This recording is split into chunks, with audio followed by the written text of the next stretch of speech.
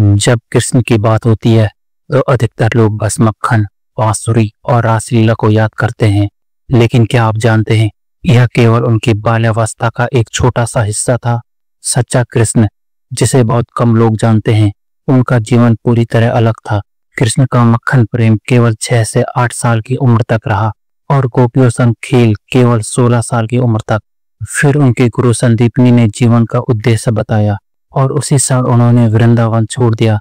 उन्होंने राधा को आखिरी बार देखा, बांसुरी राधा को भेंट दी और वचन दिया, अब कभी नहीं बजाऊंगा। और सच में उन्होंने जीवन भर बांसुरी नहीं बजाई।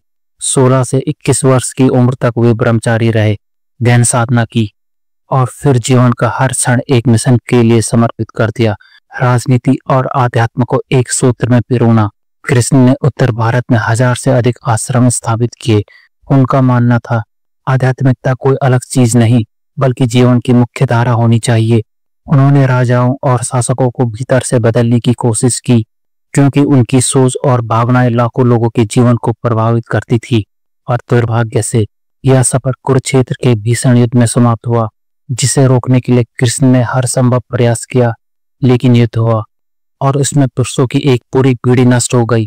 फिर भी हम उन्हें भगवान कहते हैं, क्योंकि इस भयावह सत्य और विनाश के बीच भी वे आनंदित और अछूते रहे। यही असली योग है।